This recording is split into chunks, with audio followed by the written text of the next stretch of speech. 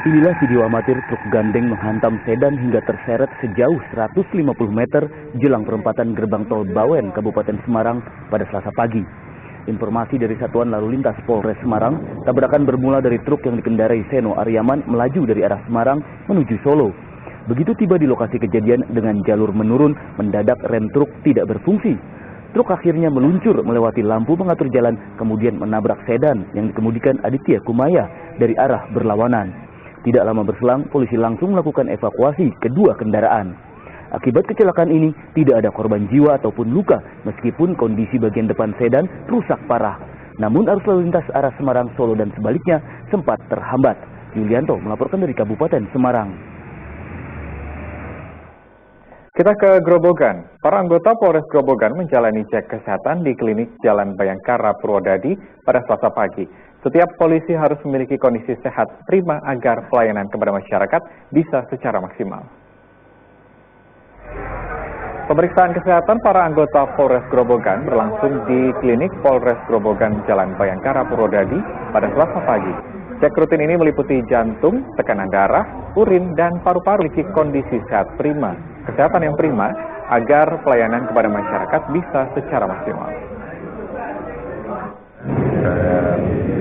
Polres Grobogan sebanyak 232 yang dibantu oleh dokter dari Polda Jawa Tengah. Pemeriksaan secara pada anggota kita, agar anggota kita secara ini dapat lihat dengan fisik dan kesehatannya. Ya, secara itu kita tahu apa yang menjadi kekurangan dari masing-masing orang. Ya, kita tahu mendapatkan kesehatan dari mereka. Pemeriksaannya dari kaki, gigi, urin, renil. Ya, dua pesepeda difabel asal Banyuwangi, Jawa Timur meraih penghargaan rekor dari Lembaga Prestasi Indonesia Dunia atau LEPRID saat singgah di Kota Semarang pada Selasa siang. Keduanya melakukan perjalanan terjauh dari Banyuwangi menuju titik 0 km Sabang, Aceh dengan sepeda ontel. Penyandang tuna daksa Nanang Setiawan dan penyandang tunarungu Erwin Aditya mengendarai sepeda ontel dari kampung halaman Banyuwangi, Jawa Timur menuju titik 0 km Sabang, Aceh. Berkat perjalanan sejauh 6.629 km ini, mereka meraih penghargaan rekor dari Lembaga Prestasi Indonesia Dunia atau LEPRID saat singgah di Kota Semarang.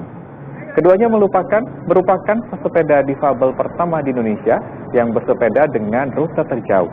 Nanang dan Erwin berangkat dari Banyuwangi sejak 12 Juli 2019, kemudian tiba di Aceh pada 12 Desember 2019.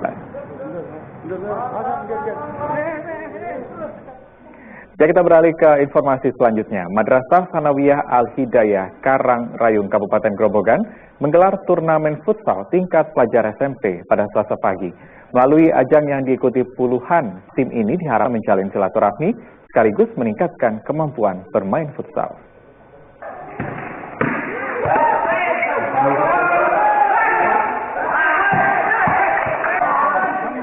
28 tim mengikuti turnamen futsal tingkat pelajar SMP di lapangan Madrasah Sanawiyah Al-Hidayah Karangrayung, Kabupaten Grobogan pada Selasa pagi. Melalui ajang ini diharapkan bisa menjalin silaturahmi sekaligus meningkatkan kemampuan bermain futsal. Futsal ini adalah kegiatan yang dilaksanakan menjadi rutinitas dari madrasah kami di Al-Hidayah Karangrayung. Tahun ini kita melaksanakan untuk tanding kedua kegiatan lomba futsal di 2020. Tujuan dari kegiatan futsal ini adalah salah satunya itu pertama untuk menjalin silaturahim dengan beberapa sekolah madrasah baik tingkat SD, SMP, MTS derajat di Kecamatan Karangrayung khususnya. Selain itu juga kita ingin mencoba menggali dan mengembangkan bakat dan minat para siswa, terutama untuk cabang futsal. Maka dari itu kita mengadakan kegiatan lomba futsal tahun ini. Alhamdulillah peserta kita nyaris meliputi dari beberapa kecamatan di Kabupaten Grobogan, yaitu dari Kecamatan Karangrayung, Kecamatan Godong, kemudian Kecamatan Lampu, Kecamatan Berati, Kecamatan Grobogan, Kecamatan Purwodadi Kota, bahkan dari kabupaten lain, dari Kabupaten Boyolali beberapa tim juga mengikuti kegiatan ini. Dalam turnamen, panitia menggunakan sistem gugur. Setiap tim yang kalah tidak dapat berlanjut ke babak berikutnya. 3 tim pemenang pada akhir turnamen berhak meraih hadiah. Arif Nur melaporkan dari Grobogan. Kita ke informasi berikutnya. Para nelayan di Pantai Bandengan, Kabupaten Kendal sulit melaut dalam beberapa hari terakhir akibat cuaca buruk.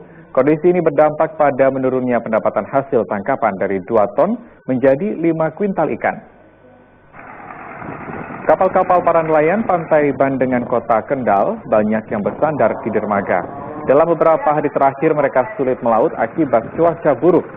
Kondisi ini berdampak pada menurunnya pendapatan hasil tangkapan dari 2 ton menjadi 5 kuintal ikan.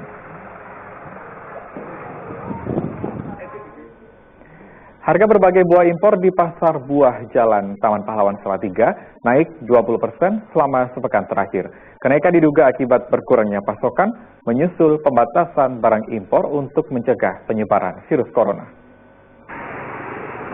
Dan pantauan di pasar buah Jalan Taman Pahlawan Kota Salatiga, harga berbagai buah dan persen selama kenaikan dikurangnya pasokan menyusul pembatasan barang impor, khususnya dari Cina oleh pemerintah Indonesia untuk mencegah penyebaran virus corona. Kenaikan harga buah impor mempengaruhi naiknya harga buah lokal. Ada kenaikan nggak Bu ini? Ada naik sami mawon. Waktu wae munggah kabeh. Oh, munggah yang- kabeh. oh. Panas 8.000. Sebelumnya? Sebelumnya nggih 7.000. Oh, terus apa lagi yang naik Bu? Sabu ya naik 10.000. Sebelumnya? 7.000, 8.000. Oh. Nah ini 15 apel. Apel 15.000. Nah ini apel gitu. Oh, sebelumnya berapa Bu? 14, 13. Kalau jeruk ada, tapi ada kenaikan kalau jeruk Bu. Ya ada pegang sedikit. Berapa Bu kalau jeruk sekarang Bu? Per kilo? 25. 25.000. Sebelumnya berapa Bu? Ya 20. 20. Naik 5.000 gitu ya? Iya. Kenaikan harga buah impor dikeluhkan para pedagang karena berdampak menurunnya jumlah pembeli, sehingga omset penjualan ikut turun. Mereka berharap kondisi ini segera kembali normal agar tidak merugikan pedagang dan pembeli buah. Yulianto melaporkan dari Kota Salatiga.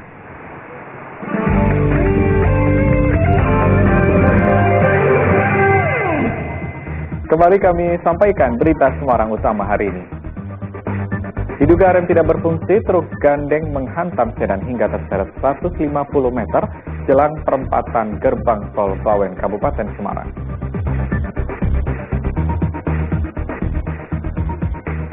Dua pesepeda difabel asal Banyuwangi, Jawa Timur meraih penghargaan rekor dari Lembaga Prestasi Indonesia Dunia atau LEPRID saat singgah di Kota Semarang.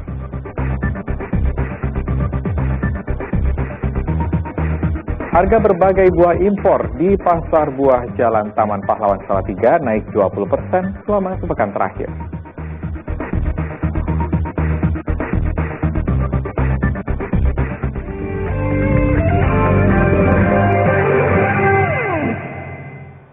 Anda kembali menyaksikan berita Semarang. Berhati-hatilah jika Anda memarkir motor di tempat umum. Satuan Semarang meringkus komplotan pencuri motor metik yang mampu membuka kunci pengaman kurang dari 1 menit. Inilah 3 kawanan pencuri motor asal Demak yang ditangkap Satuan Reskrim Polres Semarang. Penangkapan komplotan ini bermula dari laporan seorang mahasiswa yang kehilangan motor metik saat terparkir di halaman kos kawasan Bandungan, Kabupaten Semarang. Dari ketiga tersangka, polisi mengamankan 5 motor, 1 kunci T, dan 2 kunci magnetik yang merupakan alat baru untuk membobol kunci pengaman motor metik. Saat melakukan pencurian, para pelaku cuma butuh waktu kurang dari 1 menit. Pencurian dengan pemberatan khususnya terhadap pencurian kendaraan bermotor roda 2. Jadi Polres Semarang sudah melakukan penyelidikan dari berbagai laporan kasus pencurian kendaraan bermotor khususnya roda 2 dan kita melakukan penangkapan terhadap 3 tersangka. Kemudian berdasarkan hasil penyelidikan dan penyidikan dari para tersangka ini kita memperoleh berbagai barang bukti. Ada bukti yang digunakan, ada kunci T, kunci L, kemudian nanti ada kendaraan bermotor, di mana hasil dari integrasi sementara mereka sudah melakukan kejahatannya di wilayah hukum Polres Semarang sebanyak 50 kali dari periode 2019 sampai dengan kemarin Januari 2020. Di mana buka kunci magnet itu? Di Peru kotak-kotak itu Pak, magnetnya dipasang itu. Itu berarti motor matic berpengaman bisa dibuka semua? Iya. Berapa lama untuk mengambil motor itu? Buka berapa lama? Sekitar 1 menitan Pak. Dan kita beralih ke Kabupaten Magelang. Seorang gadis berusia 9 tahun mahir melakukan tata rias artis layaknya perias profesional. Lovely Natasha sudah merias puluhan model serta pasangan pengantin di luar waktu belajar di sekolah.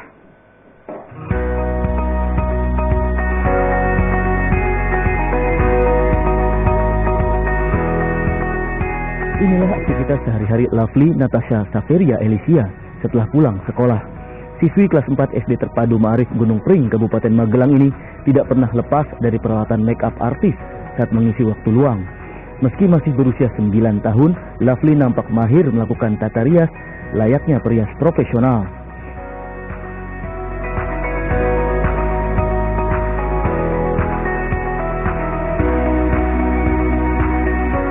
Putri pertama pasangan Muhammad Habib dan Intan Krista ini kerap mengikuti berbagai perlombaan tata rias dalam rias artis serta pasangan pengantin.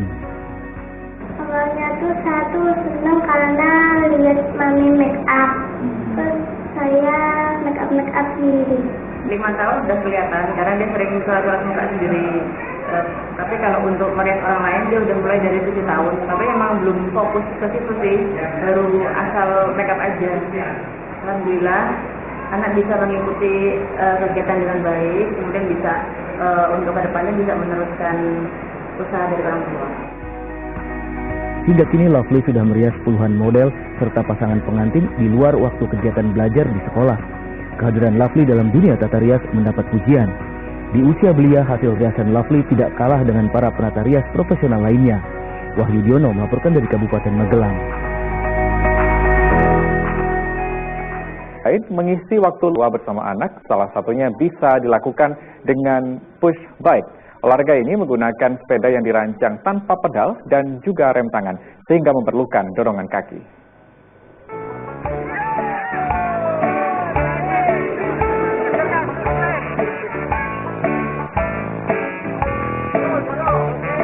Beginilah aksi lucu dan semangat para bikers cilik yang tergabung dalam komunitas Push Bike Salatiga saat mengikuti latihan di halaman kantor DPRD Salatiga. Push Bike merupakan sepeda yang dirancang tanpa pedal dan rem tangan sehingga memerlukan dorongan kaki. Jika mengikuti lomba mulai dari start hingga finish, kaki menjadi kekuatan utama mendorong sepeda. Puluhan anggota komunitas yang berdiri sejak akhir 2018 ini rata-rata berusia 2 tahun hingga 5 tahun. Pushbike memberikan manfaat positif untuk tumbuh kembang anak serta melatih jiwa mandiri. Kalau pushbike sendiri sebenarnya baru booming itu sekitar 2017 dan itu diperkenalkan dari Yogyakarta. Kita juga baru sih dari Salatiga ini baru tahun 2018 akhir kita bentuk, kemudian ya kalau dari antusiasnya dari warga Salatiga sendiri ya lumayan lah karena kita juga punya Instagram juga di Pushbike Salatiga. Sebenarnya kalau pushbike itu kan untuk melatih mental, tapi kan karena mungkin zaman sudah berkembang sudah bagus ya gitu ya.